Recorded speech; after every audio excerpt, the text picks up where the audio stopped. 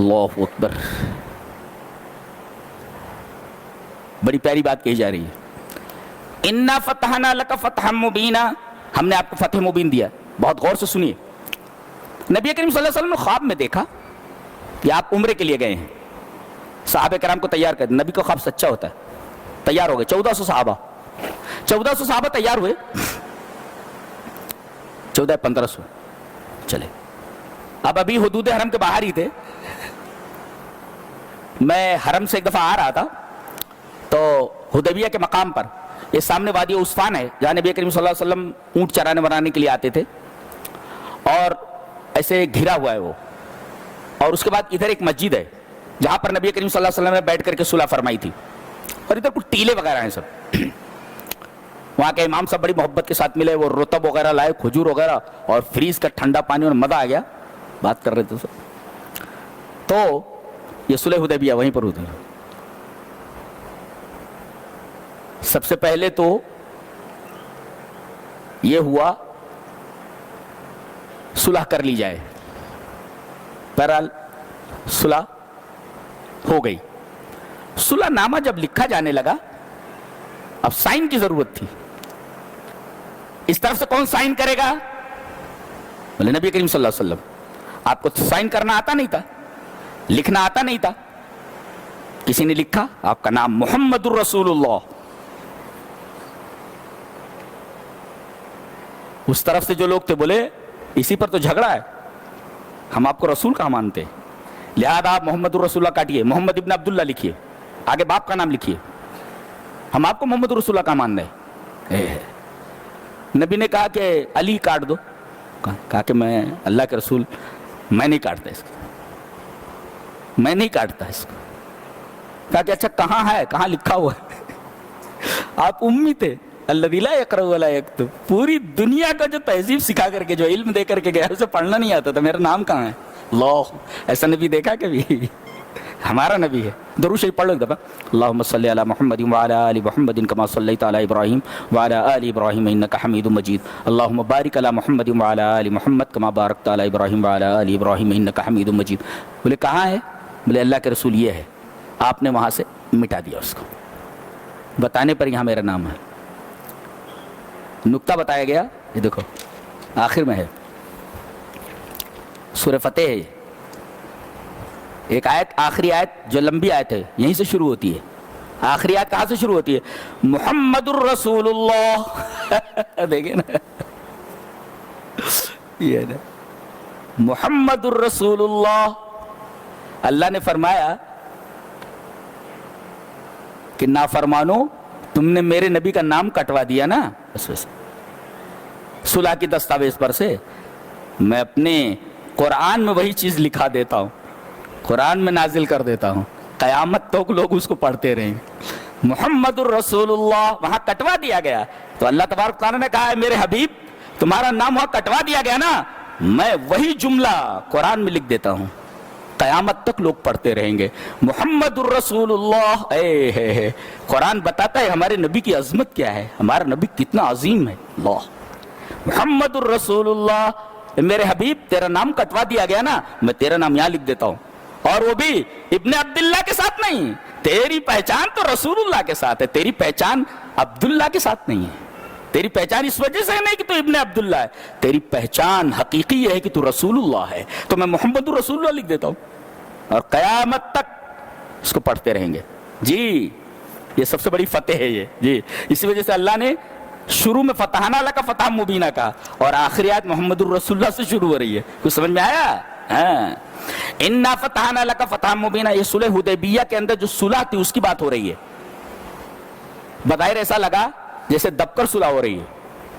ان سال چلے جائیے، ہم آپ کو عمرہ نہیں کرنے دیں گے، طواف نہیں کرنے دیں گے. اچھا جہاں یہ مسجد بنی ہوئی جس کا تذکرہ بھی میں کر رہا تھا، حدود حرم اس سے 100 قدم کے اوپر ہے. حرم کے حدود وہاں سے شروع ہوتے. ہم کو نظر ہمارے کھمبا گڑا ہوا ہے، لوگوں نے بتایا کہ دیکھیں حدود حرم یہاں سے شروع ہوتا ہے، ادھر سے آگے سے جہاں کھمبا گڑا ہوا ہے. ہم حدود حرم سے باہر ہیں. فیصلہ اور صلح یہی ہوئی تھی جہاں پر وہ مسجد بنی ہوئی ہے. جی تو امسال چلے جائیے، کوئی طواف واف نہیں کرے گا. اور آئندہ سال جب آئیے تو ہتھیار لے کر مت آئیے گا یہاں. اور بہت ساری شرطیں تھیں. نبی کریم صلی اللہ علیہ وسلم فرمایا چلو بھائی ٹھیک ہے مان لیتے. حضرت عمر سب سے زیادہ غصے میں کہا کہ اللہ کے رسول آپ اللہ کے رسول ہیں کہ نہیں؟ بولے یس ہوں. ہم حق پر ہیں کہ نہیں ہیں؟ بولے ہیں. کہنا کیا چاہتے؟ بولے اللہ کے رسول جب ہم حق پر ہیں اور آپ اللہ کے رسول ہیں تو ہم اتنا دب کر کیوں صلح کر رہے ہیں؟ یہ لوگ تلواروں کی زبان سمجھتے ہیں. اللہ نے کیا پاور دے رکھا تھا. یہ لوگ زبان کی بات نہیں مانتے, لوگ تلواروں کی زبان سمجھتے ہیں, اور ہم دب کر کیوں صلح کریں؟ اللہ کے رسول نے فرمایا اللہ کا حکم ہے یہ. تب سب خاموش ہو گئے. اے ہے تو مسلمانوں کو بھی ایسی چاہیے, کہیں جھگڑا ہو اور یہ پتہ چل جائے کہ اللہ کا حکم کیا ہے, فوراً پیچھے ہٹ جانا چاہیے. اسی میں خیر خواہی ہے, اسی میں خیر ہے. انا فتحنا لک فتحا مبینا, ہم نے آپ کو فتح مبین سے نوازا ہے جی, اور اس کو کھلی فتح کرا دیا. صلح کو جو دب کر کی گئی تھی اس کو فتح مبین کہا جا رہا ہے. ایک ہوتی ہے فتح, ایک ہوتی ہے فتح مبین, دونوں میں فرق ہے جی. فتح مبین کیسے؟ فتح مبین اس وجہ سے کہ اس صلح سے پہلے ایسا ماحول مسلمانوں کو نہیں ملا تھا. اس میں لکھا ہوا تھا کہ 10 سال تک کوئی ایک دوسرے سے لڑے گا نہیں. اب ظاہر ہے کہ لڑائی بند ہو گئی, دستاویز پر سائن ہو چکی ہے طرفین کی. 10 سال تک کوئی لڑے گا نہیں, ایک دوسرے کے خلاف ہتھیار نہیں اٹھائے گا. تو اب دعوت کا کام شروع, دعوت و تبلیغ کا کام شروع. اور اس دوران اتنے لوگ مسلمان ہوئے کہ اس سے پہلے اتنے مسلمان ہوئے ہی نہیں تھے. یعنی جو کام صلح سے ہوتا ہے وہ کام لڑائی سے نہیں ہوتا. یہ نبی کریم صلی اللہ علیہ وسلم کو اللہ کی طرف سے حکم کی وجہ سے آپ نے صلح فرمائی, یہ فائدہ ہوا. اسی وجہ سے اس کو فتح مبین کہا جاتا ہے. تو اصل کام ہے دعوت و تبلیغ کا کام کرنا. لوگ اسلام کو سمجھے, اسلام کے دائرے میں آئیں, اسلام کو ایکسپٹ کریں, قبول کریں اسے. اسی وجہ سے فتح نہیں, فتح مبین ہے, یہ کھلی ہوئی فتح ہے. اور آپ کو 4 نعمتیں دی گئیں. پہلے دیکھ لو, یہ لیغفر لک اللہ ما تقدم من ذنبک کے چھوڑ دیتے ہیں. یہ آپ کے اگلے پچھلے گناہ معاف کر دے گا اللہ. سوال یہ ہے کہ کیا نبی سے بھی گناہ ہوتا ہے؟ نہیں, نبی سے گناہ کبیرہ نہیں ہوتا, گناہ صغیرہ بھی نہیں ہوتا. وہ معصوم ہوتا ہے, ہر نبی معصوم ہوتا ہے, اور ہمارے نبی تو افضل الانبیاء ہے. سوال ہی پیدا نہیں ہوتا. نہ آپ سے گناہ کبیرہ کا ارتکاب ہوتا ہے نہ آپ سے گناہ صغیرہ کا. ہاں خلاف اولا کوئی بات ہو جاتی ہے, اور آپ کی عظمت اتنی ہے کہ آپ اگر خلاف اولا بھی کوئی کام کرے تو اللہ اسے ذنب سے تعبیر کرتا ہے.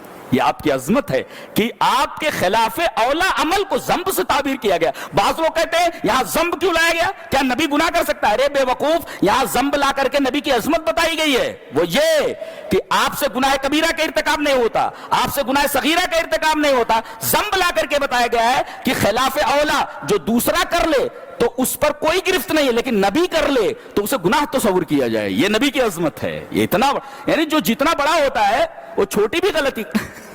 ہمارے بہنوئی انہوں نے ایک مثال دی تھی کہ ٹرک کھڑا ہوا ہے, اب یہ ہے پڑھ رہے ہیں کالج وغیرہ میں, پینٹ شرٹ میں ہیں, اور ٹرک پر گنا لدا ہوا ہے,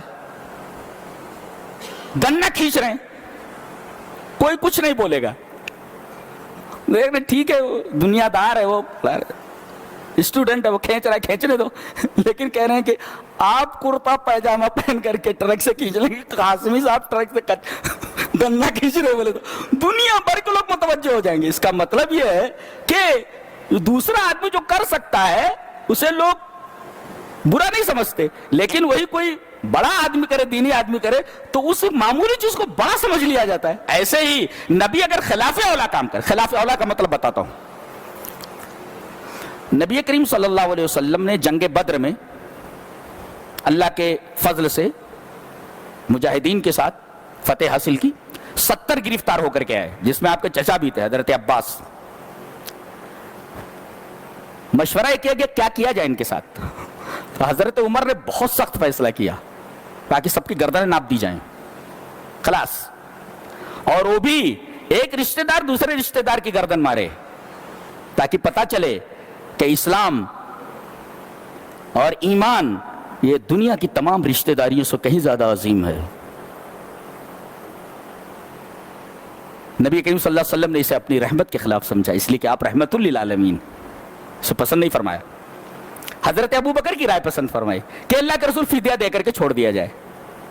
جانتے ہیں اس میں آپ کے داماد حضرت ابو العاص گرفتار ہو کر کے آئے تھے. جانتے ہیں جن لوگوں کے پاس پیسے تھے، پیسے دے کر کے چھوڑا لے گئے اپنے قیدیوں کو. آپ کی بیٹی زینب، بڑی بیٹی، انہوں نے اپنا ایک ہار بھیجا جسے حضرت خدیجۃ الکبریٰ نے، آپ کی بیوی نے، ان کی شادی کے موقع پر دیا تھا. تو بیٹی نے فدیے میں وہ ہار بھیجا کہ ابا کو دے دینا، اس کے بدلے میں میرے شوہر کو چھوڑ دیں. تو جب وہ ہار نبی کے پاس آیا تو آپ ہار دیکھتے ہی حضرت خدیجۃ الکبریٰ کو یاد کرنے لگے، یاد آ گئی. اور آپ نے صحابہ سے کہا کہ اگر تم لوگ کہو تو میں ابو العاص کو ویسے ہی چھوڑ دیتا ہوں، اس ہار کی ضرورت نہیں مجھے. کہا کہ اللہ کے رسول جیسا مناسب سمجھو. تو اس میں آپ کے داماد بھی آئے تھے. ابو العاص اس وقت ایمان نہیں لائے، بعد میں ایمان لے کر آئے. کہا کہ اللہ کے رسول میں ایمان لا سکتا تھا یہاں، مگر اس وجہ سے کہ لوگ یہ نہ کہیں کہ ڈر کر کے ایمان لے آیا ہوں، آپ نے چھوڑ دیا، اس کے بعد اب ایمان لے کر کے آتا ہوں. یہ تھے مسلمان، یہ آپ کے داماد حضرت ابو العاص. فدیہ دے کر کے چھوڑ دیا جائے، یہ فیصلہ ہوا تھا. لِيَغْفِرَ لَكَ اللَّهُ مَا تَقَدَّمَ مِن ذَنبِكَ وَمَا تَأَخَّرَ. اچھا، حضرت عمر کو جو فیصلہ تھا وہی اللہ چاہتا تھا کہ سب کی گردن مار دی جائیں، اس لیے کہ ہتھیار اصل نہیں ہوتے، ہتھیار اٹھانے والے ہاتھ اصل ہوتے ہیں. ہاتھ ہی کاٹ دو نا، ہتھیار کیا کرے گا؟ لیکن حضرت ابو بکر کے مشورے پر آپ نے کہا کہ سب کو فدیہ لے کر کے چھوڑ دیا جائے. اللہ کو یہ پسند نہیں تھا، لہذا آپ کو ڈانٹ پلائی کہ سب کو قتل کر دینا. دیکھیے خلاف اولا کام ہے، گناہ نہیں ہے یہ، لیکن اولا کے خلاف ہے. بہتر یہ تھا کہ گردن آپ دی جاتی، لیکن آپ نے خلاف اولا پر عمل کیا تو ذنب سے تعبیر کیا گیا. دیکھو یہ گناہ نہیں ہے کوئی، نہ بڑا نہ چھوٹا، صرف خلاف اولا بات ہے. خلاف اولا کا مطلب سمجھ میں آیا؟ بہتر کے خلاف. جی، تو آپ سے گناہ نہیں ہوتا.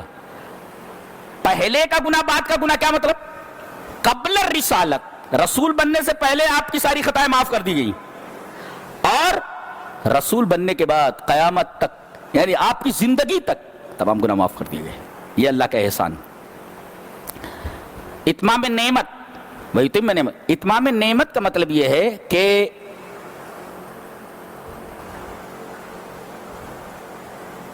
پورا حجاز آپ کے ہاتھ میں آ گیا.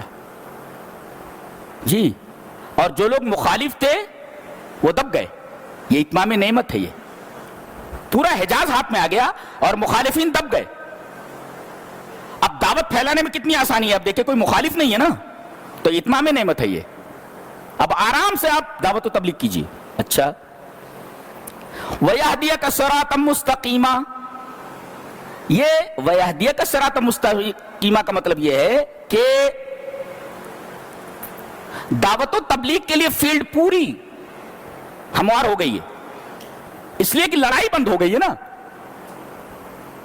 اب کوئی لڑے گا نہیں، لہذا وَيَهْدِيَكَ صِرَاطًا مُسْتَقِيمًا. اور تیسرے وَيَنْصُرَكَ اللَّهُ نَصْرًا عَزِيزًا، اللہ تبارک تعالیٰ نے آپ کو نصر عزیز مانے غالب، اب کوئی آپ پر غالب نہیں آ سکتا، ایسی مدد اللہ نے آپ کو بہم پہنچا دی ہے. تو یہ تین نعمتیں یہ دنیاوی ہیں. اللہ تبارک و تعالیٰ نے مغفرت کو اس کے ساتھ جوڑ دیا ہے تاکہ آپ کی آنکھیں ٹھنڈی ہوں کہ جس طریقے سے آپ کو دنیا کی نعمتیں دی گئیں ایسے آخرت کی نعمتیں بھی آپ کو دے دی گئیں. اور آخرت کی سب سے بڑی نعمت یہ ہے کہ آپ کی اگلی پچھلی خطائیں، ذنب یعنی خلاف اولا چیزیں سب معاف کر دی گئیں. یہ ہمارے رسول کا مقام ہے. جی،